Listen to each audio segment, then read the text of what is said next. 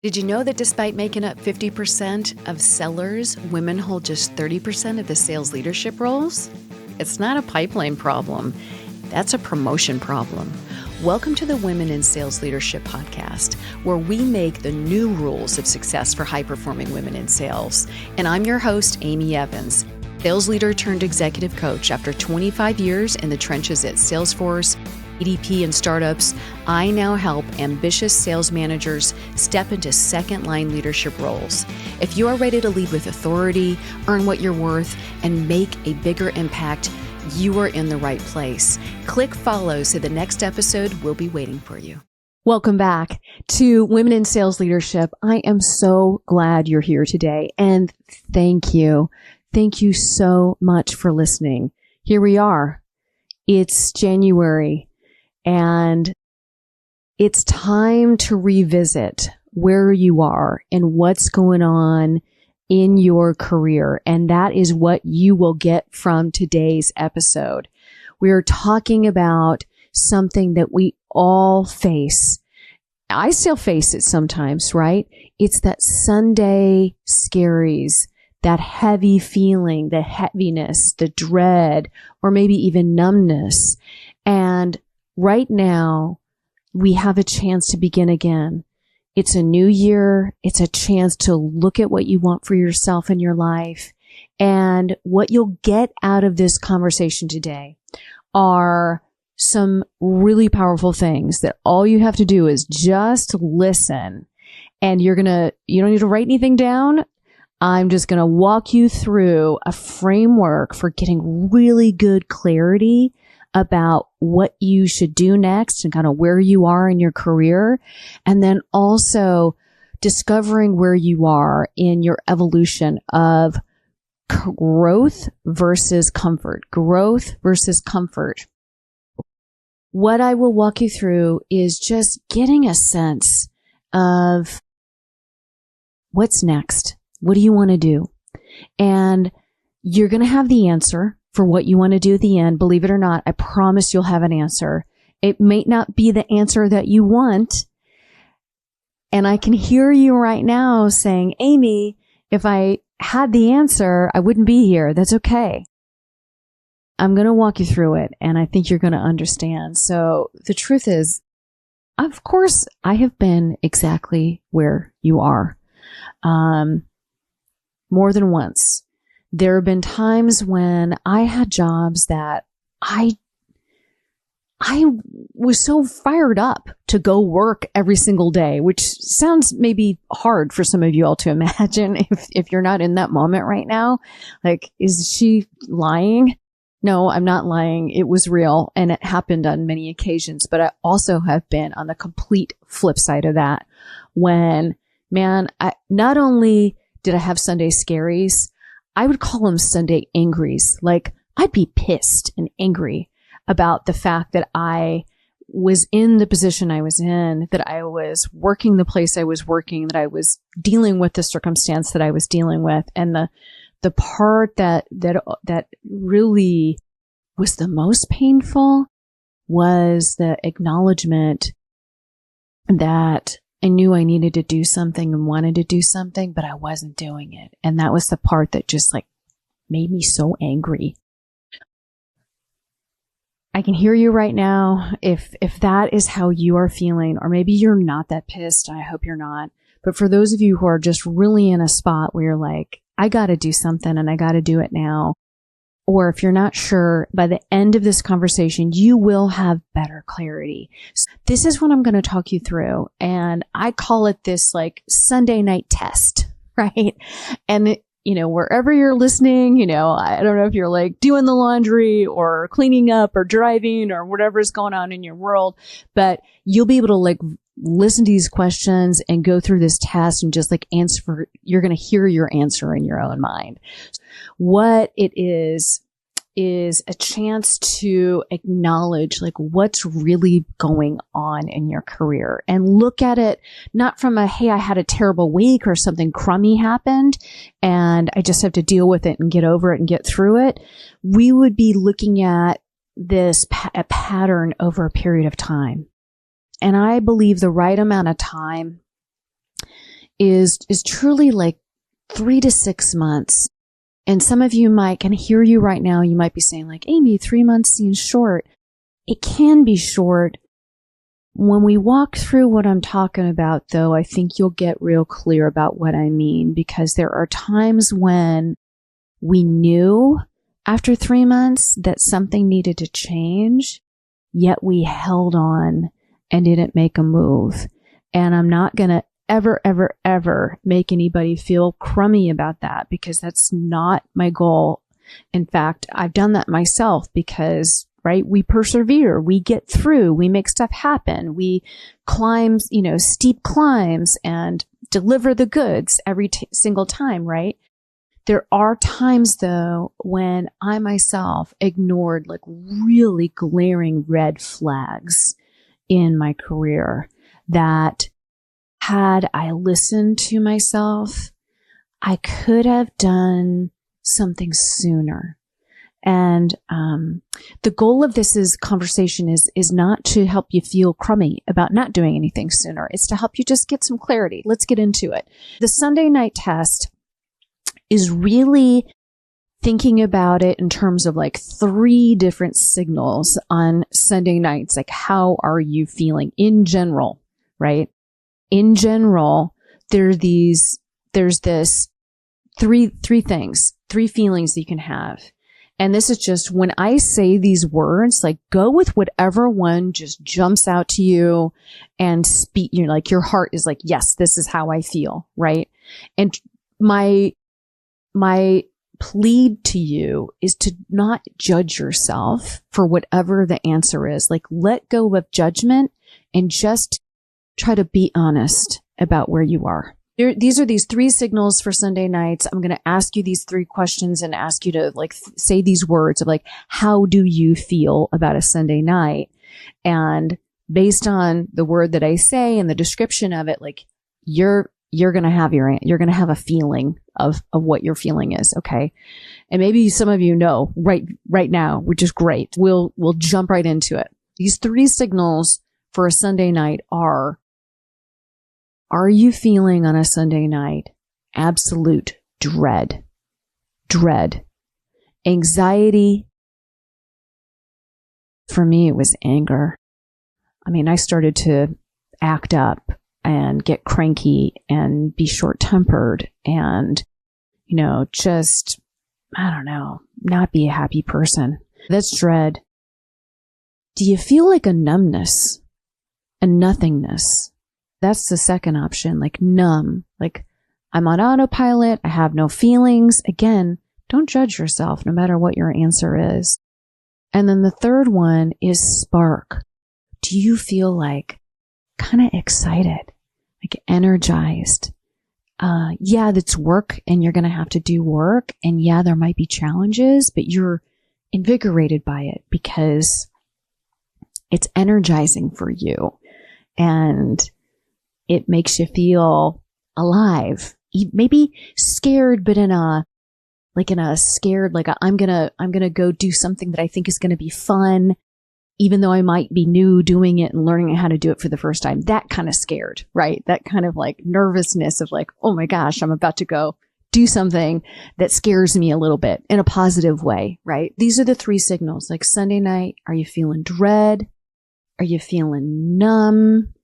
Or do you still have a spark on Sunday night? Again, no wrong answer, and do not judge yourself for whatever your answer is, okay? When I think about my career journey, I shared this at the opening of this conversation. I've been in all 3 of these situations. I've been in places where I legit was that like crazy person who loved her job and like loved my colleagues. And I don't know, maybe I was too young to know any better, but I don't think so. I think I had some really, really special experiences in my career, both early, mid, and later when I was in corporate America still in my career, where I was just like fired up and energized And even though I was still figuring stuff out, I didn't know what I was doing every single day. And some days I felt like an idiot, but still I was like learning, and it was fun and enjoyable. And I liked the people I worked with, and I felt integrity and alignment and all the things that helped me feel like, yeah, I'm doing something that's positive. I'm making a difference for my customers. I like the people I work with for the most part. And overall, it's like it's a thumbs up kind of situation. Like, I like showing up here, right? If you're lucky, you've had this experience before, and I sure hope you have. If you haven't had this experience before, you deserve to feel that way. I've also had times when I kind of just felt nothing. And it was like I was kind of midway through, like I once had a spark and I was feeling excited, but I got to a point where felt like I was starting to autopilot a little bit, because mastery is a pretty optimistic word. And you'd be saying like, Amy, mastery is elusive. And I would agree, right? The game is mastery. But there are times when, hey, I've learned how to do that. I've learned how to sell at this level. I've learned how to lead at this level. And this is becoming kind of easy and maybe a little boring for me, right? That's like a numbness feeling.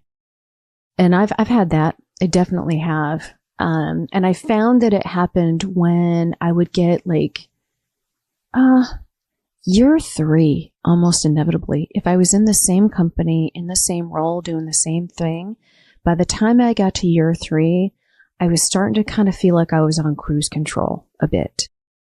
And then, oh gosh, the one that hurts, but can lead to something really amazing is dread. And oh my gosh, I've been there. I've told this story. I'll tell it again because it's so, it's like I have so much humility about it. I took a job that I kind of ran to because I felt desperate, because I had to have a job. I was a sole provider for my family. My husband at the time didn't work. I had 2 kids. I had a mortgage. I had all the things. I had to have a job.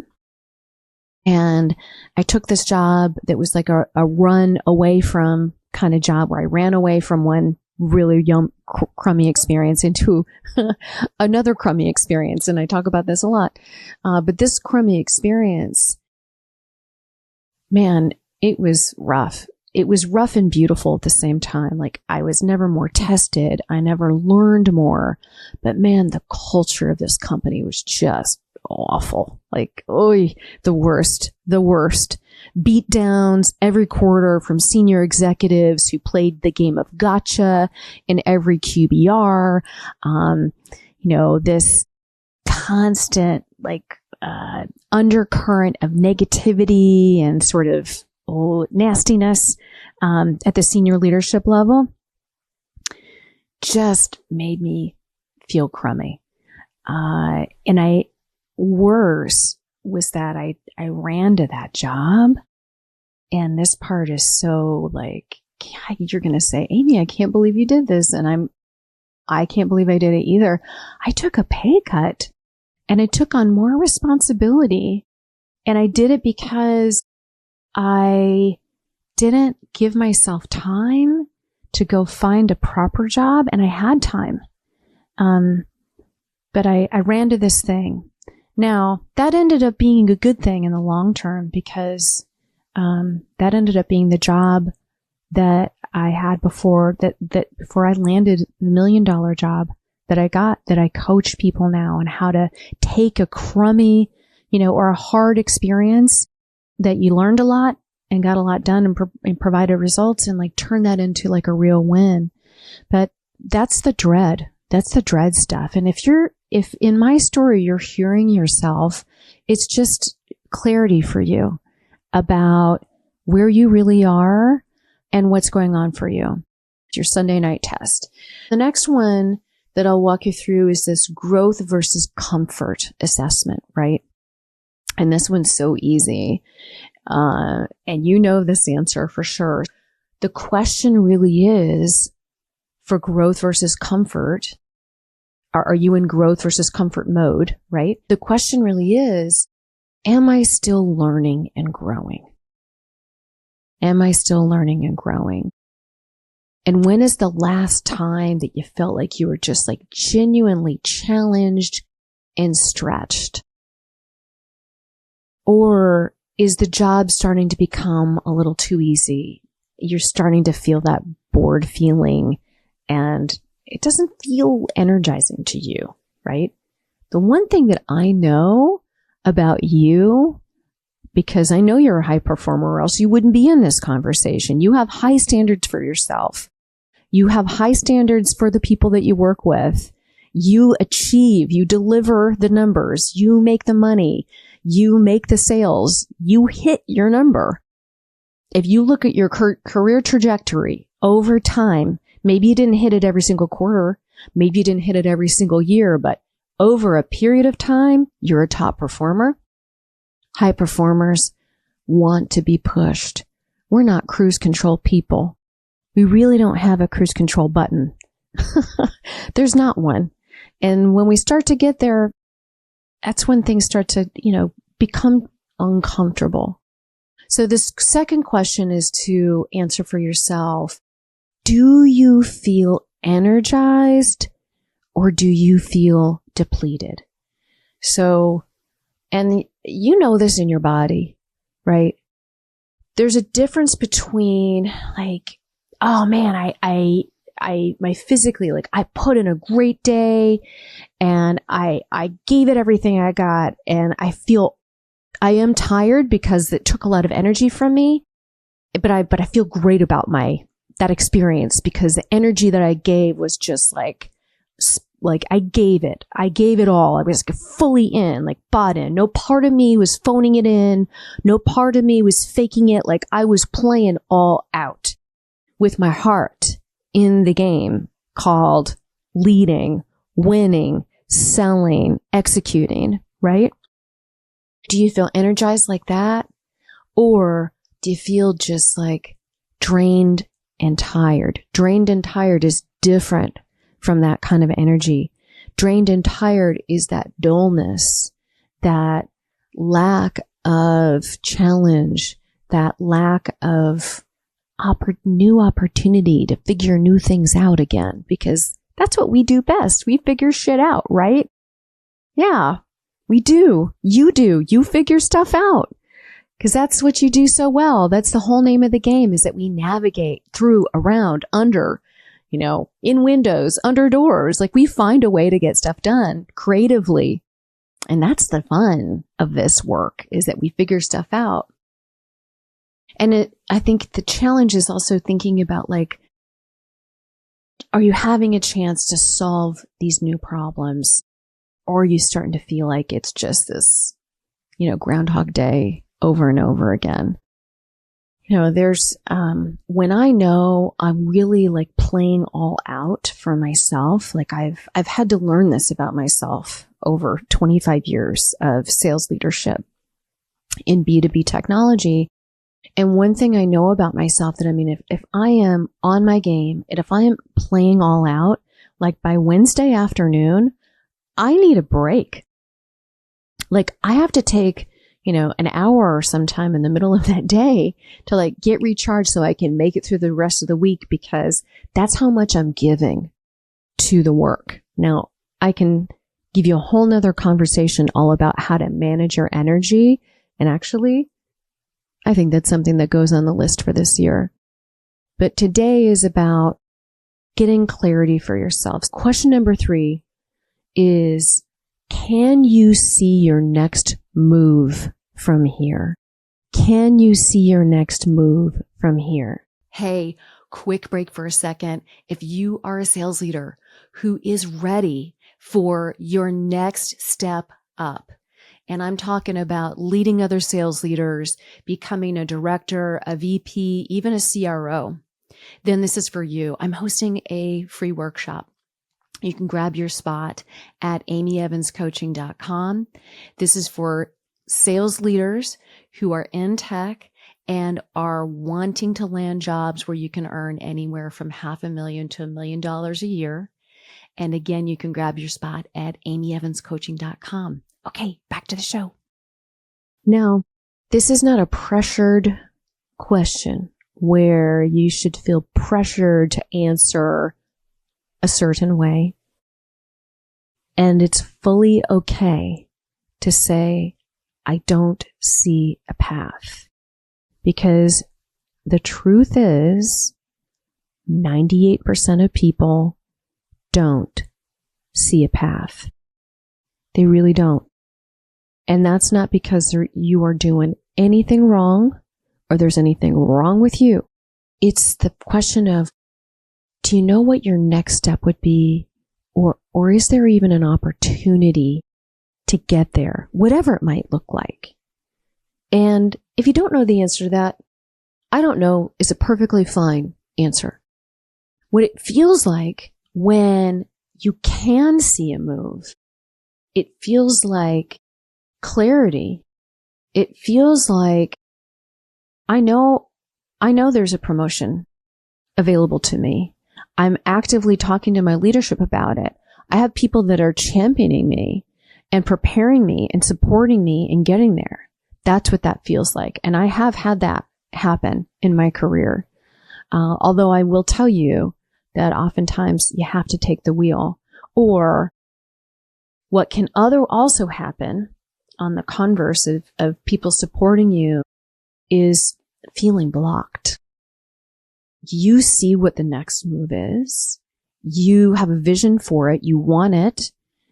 And you likely feel uncertain, right? You're like, oh, I don't know if I can really do the job. I'm a little nervous about it. I'm scared, or imposter syndrome, whatever. Hey, that's normal. If you wouldn't be alive if you didn't have some self-doubt, right? There's not a single leader in the world who doesn't have self-doubt. If you don't have self-doubt, you might have something psychologically wrong with you.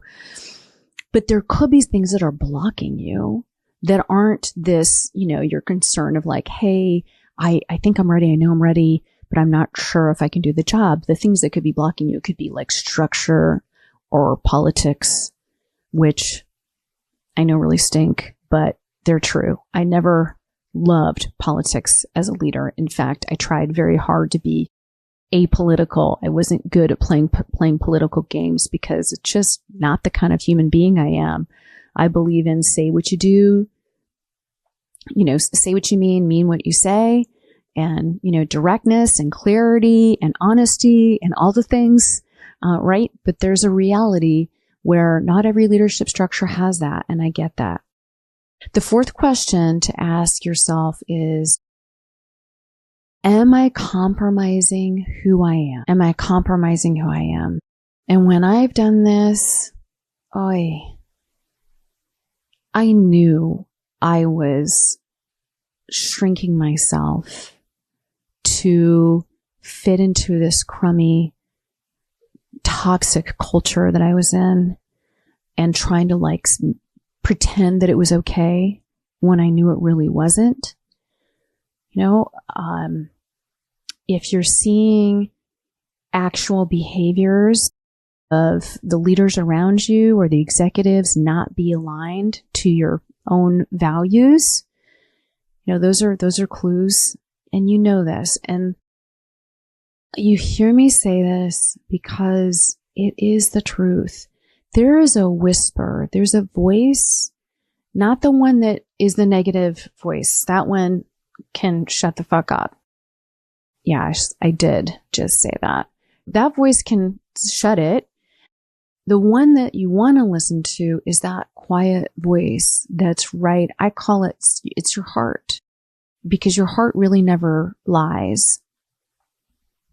So are you compromising who you are in this current job, in this current role, at this current company, or whatever your endeavor is? Are you compromising yourself? And if you are, please release the judgment that you might be trying to make yourself wrong or bad or insert whatever shut it wants to say.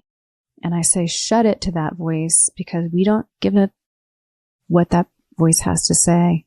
We're trying to just get real with what's really going on, because this kind of clarity offers you information. All you're doing is discovery for yourself, on yourself.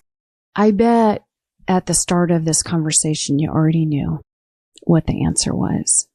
And there's nothing wrong with already knowing the answer. There's also nothing wrong with being uncertain. The permission that I'm going to offer you is that you don't have to make any decisions right now today. You don't have to make any decisions right now today. Just a reminder, right? It's like window shopping or going online and doing some scrolling of these big, beautiful designer shoes or whatever you're into, right? The amazing vacation that you want to take but aren't going to buy yet, right? You get to have permission to explore how you feel, to explore some potential options that you may have. Okay. Those aren't decisions. Those are just explorations. Choosing to decide to take some action, like having exploratory conversations, some networking with either leaders inside your current company or leaders outside of your current company or coaches that you might want to talk to. Those are not decisions. Those are explorations and networking. You have permission to do that. The only time you ever have to make a decision about your career is, well, a couple times, I guess. If you're let go or you're laid off, that's a deciding moment. But if you're employed and you think you might want to move up in the company or move out to another company, the only time you have to make a decision is when there's an offer on the table, right? Yeah. Up until then, it's just conversations. We're just talking, babe.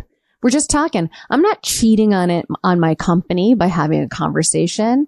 I'm not cheating on my boss. Now, you might have to be mindful about how you proceed with internal company networking because, oftentimes there are some rules of the road that you have to follow when you're doing that so that folks' feathers don't get ruffled. But you likely know how to navigate through that. But don't, please, I'm going to offer you. Just because you might have to navigate it doesn't mean you shouldn't do it. Okay. And the next thing I'm going to offer you in terms of permission, you don't need permission. You just don't. But I'm going to offer you some permission because we're friends. We are in this together. I'm here with you. It's okay. It's fully okay to admit that you've outgrown wherever you are. Okay? It's totally okay. And if that's the case, you haven't done anything wrong. You haven't. Yes, you've learned. Yes, you've made mistakes. Yes, you've had lessons. That's just called doing the job. I don't know anybody who shows up and is like a robot, making zero mistakes in a week or a day, right? I'm talking about if you know you've outgrown wherever you are and you've stuck around and you are feeling bad about it, I would offer you to just let go. Your feeling is just information. And then it's a chance to say, okay, what might I want to do about this? What are my options? Because I've been there. And I think the one lesson that the universe keeps teaching me again and again and again is do not ignore your gut. Do not ignore your gut. I've done it. Oh boy, I've done it. I've gotten better at it. I sure have. Man, but I can think of so many times when I didn't listen to my gut and I ignored the little red flags. Bosses that seemed kind of weird, but I'm, little miss positive energy. I'm like, oh, I'm sure they're fine. I'm sure he means well, so what if he, seemed a little creepy? Not a big deal, right? Like I always was shaking stuff like that off. And, one of the things that I did was I chose to be like, I would look at situations like that. And not that we shouldn't self-reflect, but I would look at situations where like it was, a rough situation or a bad boss or the company after I'd looked executives eye to eyeball and said, I trust me, my company is going to take care of you. And then the company like completely, horribly dropped the ball for the client and didn't do it to just one, like did it to hundreds. Those are moments where I'm like, I got to get out of here. I got to listen to my gut, because for me, I suffered so long, for too long in some places.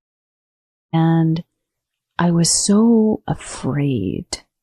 I was so afraid of what? Like that I wasn't going to be able to get a job? That I wasn't going to be able to make any money? Like what's the worst possible thing that was going to happen? Right? I guess that's it. But that's not what happened ever. I always got a job. I always had income. I always was able to provide for my family. Life is too short. Your time is so precious. Every minute, every hour, every day, every week. The only moment we have is right now, today. It is precious. It's fleeting. We'll never get it back, right? Time isn't money. Time is way more valuable than money. If you know that it's time to explore, that it's time to start having conversations, I'm going to say that, again, this is not a betrayal. You doing that is betraying no one. You're not hurting anybody. You're not hurting your company. I'm going to say something that you might not like, which is that, your company will be super bummed out if you decide to leave, but guess what? In 5 months, they will hardly remember that you worked there. People whose lives you impacted, they will never forget you. The customers whose lives you impacted, they will never forget you. But the company, they will move on. And so will you. There are always great jobs and opportunities available for great leaders and high performers. If I were to go interview, CEOs, no matter what size of business they're in, and I were to say, do you have too many high performing leaders in your company right now? Which of them is going to say yes? 0.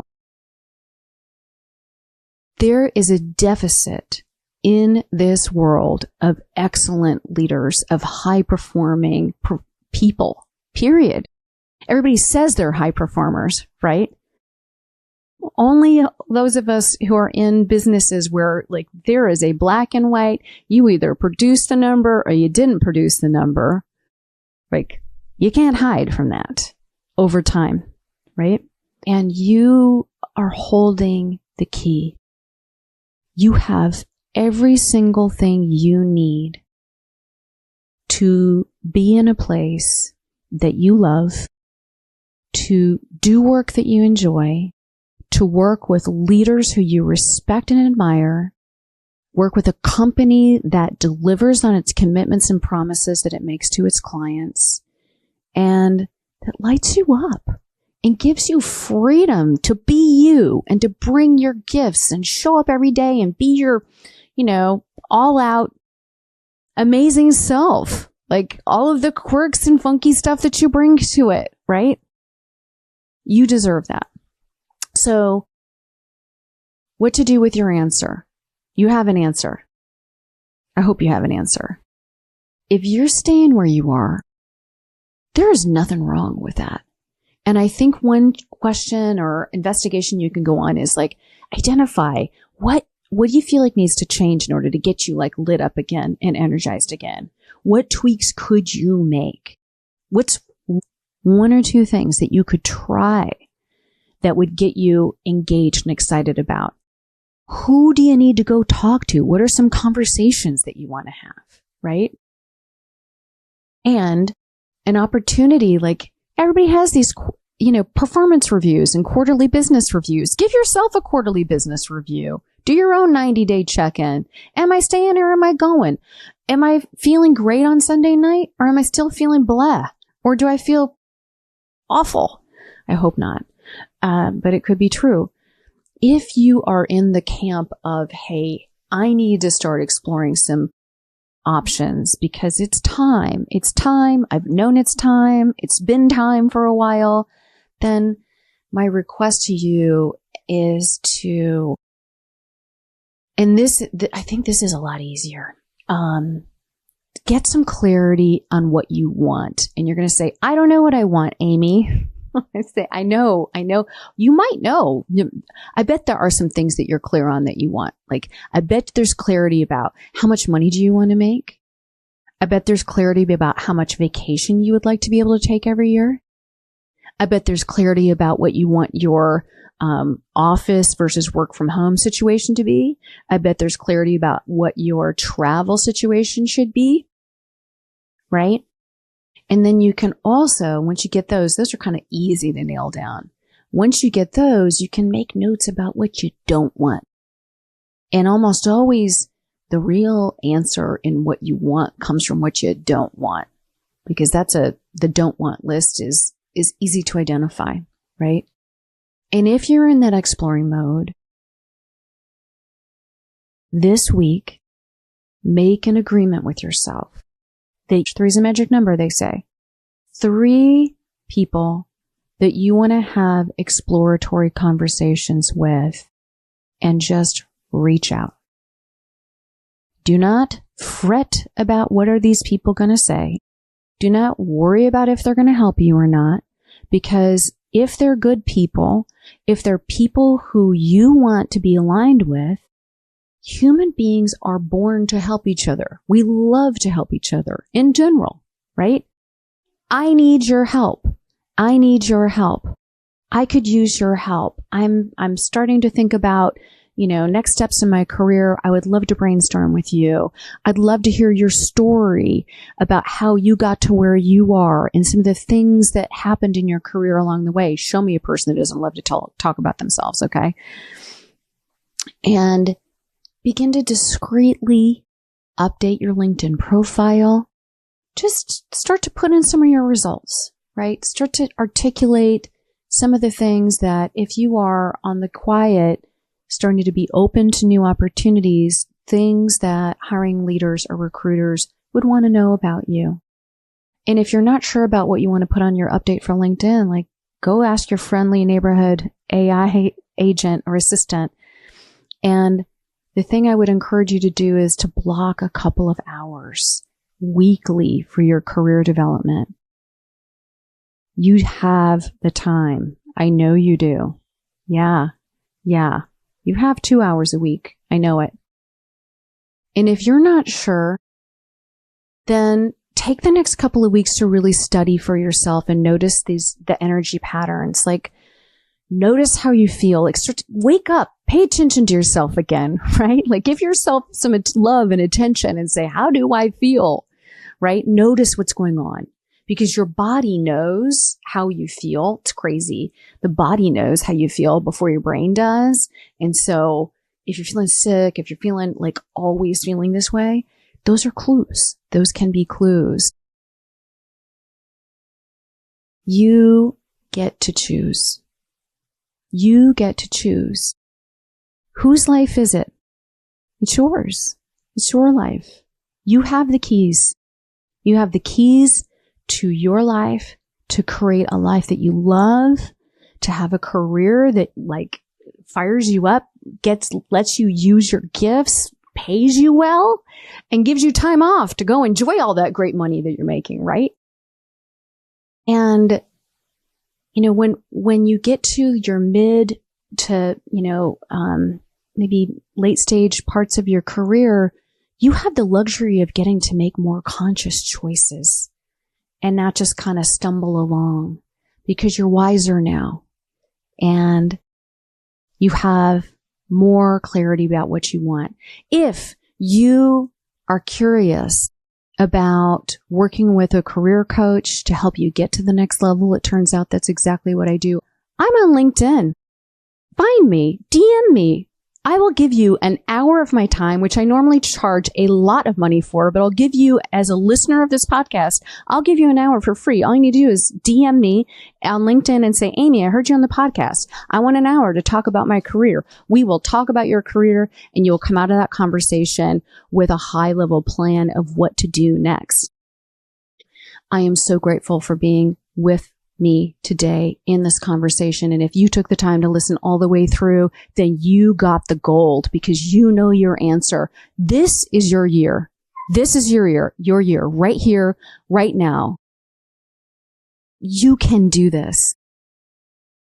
Go be the leader that you know you are. Hey there. Thank you so much for joining today. I know you're a super generous person, and a gift that you could give to someone you know, a friend, a colleague that you think would enjoy today's episode, would be to send them a text, share a link to this episode with them. I do produce this show myself, and every time you share it, it helps the podcast grow and it supports the work that I do here.